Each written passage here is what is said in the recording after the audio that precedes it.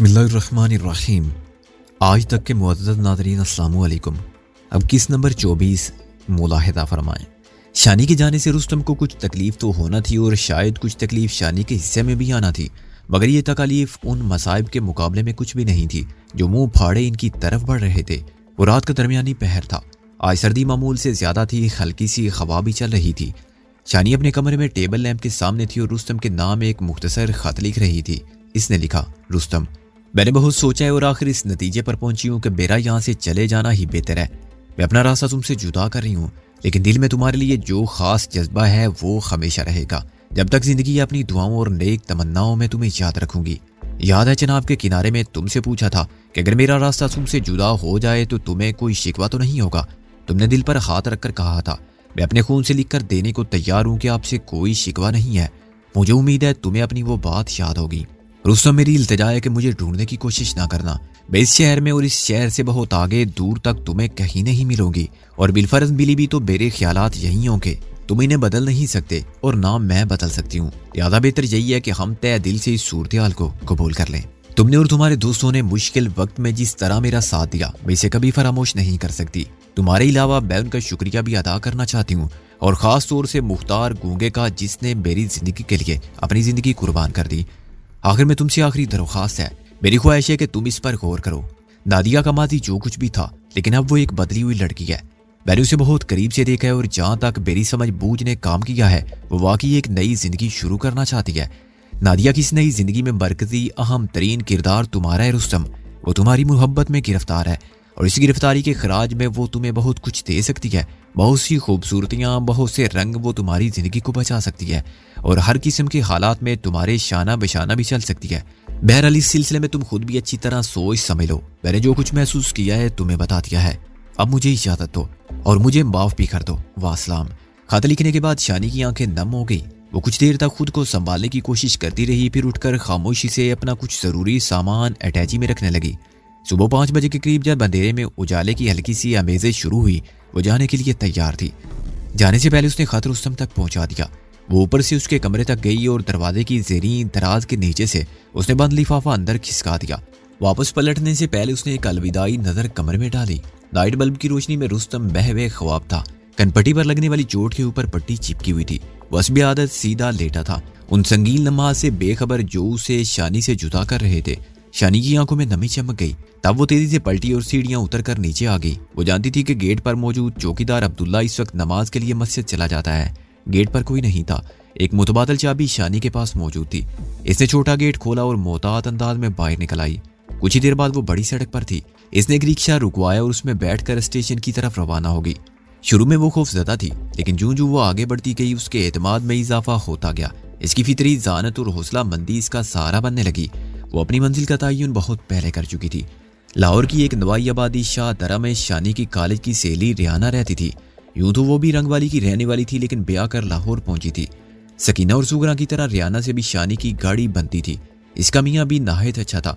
वो कुवैत की एक तामीराती फर्म में फोरमैन था। रियाना लाहौर में अपने सास ससुर और एक नंद के साथ रहती थी। वो जब रंगवाली आती थी, उसका इसरार होता था कि शानी इसके पास आए और चंद रोज के लिए वहां रहे। इसके मियाँ सलीम अहमद ने भी कई बार शानी और आदिल को अपने घर आने की दावत दी थी। वो बहुत कुशादा दिल और मिलनसार शख्स था। जब तक रियाना के वालिदैन रंगवाली में थे, 2-3 माह बाद उससे मुलाकात हो जाती थी। ताम पिछले साल के आखिर में रियाना के वालिद फोत हो गए थे और वालदा बड़े बेटे के पास मुल्तान चली गई थी। तब से रियाना के साथ शानी का रब्ता नहीं हुआ था। बहरहाल रियाना का मुकम्मल एड्रेस शानी के पास मौजूद था। रियाना ने करीबन 10 मरतबा ज़बानी में उसे ये एड्रेस इतनी तफसील से समझाया था कि इसे अजबर हो गया था। कम अज कम वो यही समझती थी कि अजबर हो गया है। यूं तो पिंडी से लाहौर तक का सफर बदरिया बस 5-6 घंटे में तय होता है, मगर रास्ते में 2 बार बस के खराब होने की वजह से वो शाम को लाहौर पहुंच पाई। पिछली मरतबा जब वो लाहौर आई तो उसे अपनी जिंदगी की अंदोनाक तरीन खबर का सामना करना पड़ा था। इसका जान से प्यारा चहीता बाई से लाश की सूरत में मिला था। वो मंजिर आज तक 2 आतिशी तीरों की तरह इसकी आंखों में खुपा हुआ था। उन तलख यादों ने शानी के बुझे हुए दिल को कुछ और भी बुझा दिया। वो अपना स्मार्ट सा अटैची संभाले खुद को सिया बुरके में लपेटे बस अड्डे से बाहर निकल आई। घर से अकेले बाहर निकलने का ये उसके लिए पहला तजर्बा था। आज इसे एहसास हुआ कि लोगों की नजरों में कितनी गंदगी भरी होती है। करीबन 90% देखने वाले उसे एक ही जैसी नाजेबा बल्कि ललचाई हुई नजरों से देख रहे थे। उनकी आंखों में एक बेसाख्ता और कत्ती नारवा चमक उभरती थी। वो इस पर पहली निगाह पड़ने के बाद हद्दे निगाह तक इसे देखने की कोशिश करते थे, जैसे वो औरत ना हो दुनिया का 8वां अजूबा हो। इसमें उम्र की भी ज्यादा तखसीस नहीं थी। हर उम्र के मर्द इस कारे खैर में हिस्सा लेते नजर आए। खास तौर से बस अड्डे के इर्द गिर्द तो इसे यही लगा कि हर निगाह इसके बुरके से पार होकर इसके जिस्म को छेद रही है। लाहौर का मौसम अबर आलूद था। अभी शाम हुई थी मगर गहरा अंधेरा छाया हुआ था। ठंड के सबब लाहौर की रवायती गहमा गहमी कदरे मानिंद नजर आती थी। शानी ने एक रिक्शा रुकवाया और उसे शाहदरा टाउन चलने को कहा। यह खासा तवील सफर साबित हुआ। दातागंज बख्श के मीज़ार के करीब ट्रैफिक का अज़्ज़ाम था। इस अज़्ज़ाम से निकलते निकलते 1 घंटा लग गया। रावी का पुल पार करके वो शाहदरा टाउन पहुंचे और शानी एक जगह रिक्शा से उतर गई। वो लिखे हुए एड्रेस के मुताबिक ठीक जगह उतरी थी, मगर जब उसने सलीम अहमद का मकान ढूंढना शुरू किया तो दांतों पसीना आ गया। गलियों का जाल था, मकानात के नंबर पहचानना मुश्किल था। शानी को रियाना की बताई हुई 1-2 निशानियां याद थी। उसने उन निशानियों से मदद लेने की भी कोशिश की, मगर खातिर ख्वाह कामयाबी ना हुई। थकन और भूख से इसका बुरा हाल था। खास तौर से थकन परेशान कर रही थी। उस पर मुस्तदाद घूरने वाले खुदाई फौजदारों की नजरें थी। उसे सरतापा घूर रहे थे और जैसे एक निगाह में इसके माजी और हाल और मुस्तकबिल के बारे में सब कुछ जान लेना चाहते थे। इसे शाहदरा टाउन में चकराते और एड्रेस पूछते हुए 10-15 मिनट हुए थे कि हल्की बूंदा बांदी भी शुरू हो गई। कई गलियों की लाइट गायब थी। वैसे भी अब रात के 9 बज चुके थे। शानी को अपने आसपास से खौफ महसूस होने लगा। वो जिस काम को आसान समझती थी वो इसकी तवक्को से ज्यादा मुश्किल साबित हुआ। इसके दिल में ये शदीद ख्वाहिश पैदा हुई कि इसके पास रियाना के घर का फोन नंबर होता। दफातन शानी को महसूस हुआ कि 2-3 अफराद की एक टोली इसका पीछा कर रही है। गालिबन जिस जनरल स्टोर से इसने आखिरी मर्तबा सलीम अहमद का एड्रेस पूछा था, ये लोग वहीं से इसके पीछे लगे हुए थे।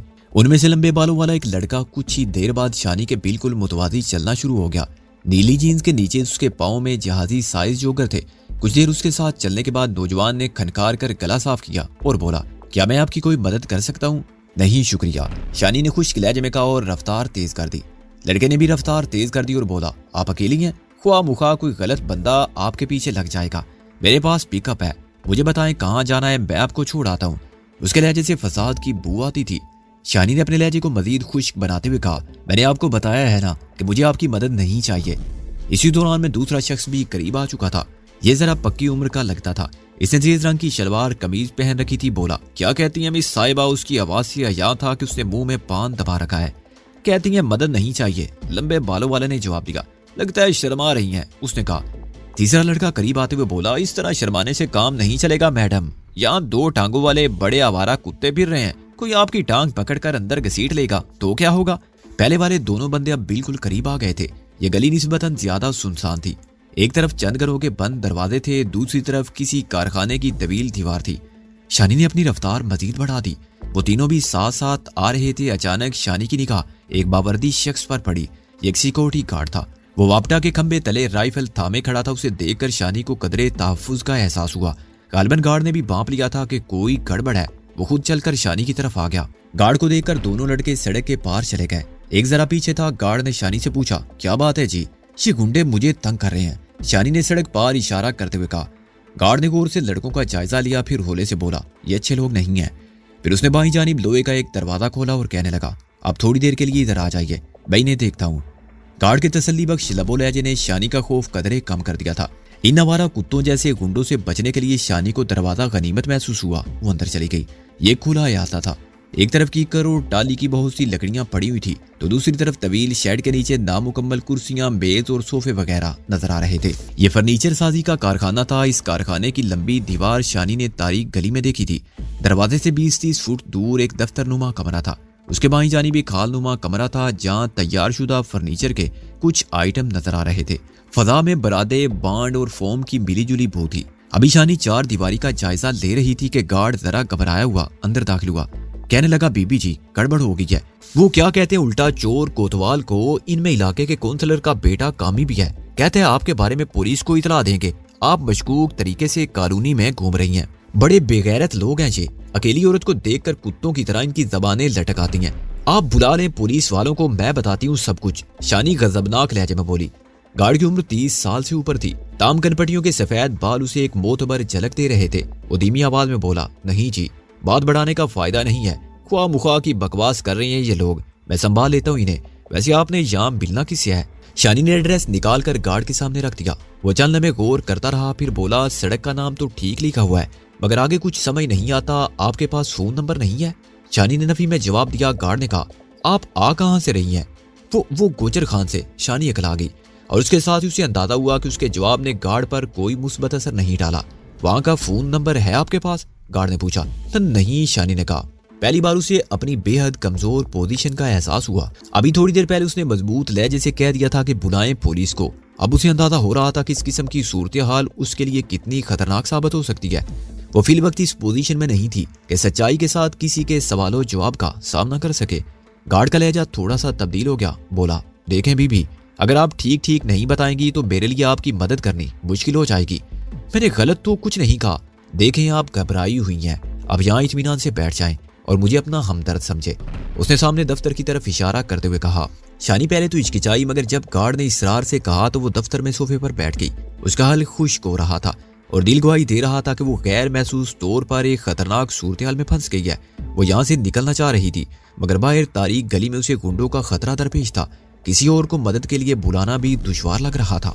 नीली वर्दी वाला गार्ड उसे वहीं छोड़कर बाहर चला गया और 2 मिनट बाद वापस आया तो उसके साथ कोई शख्स था।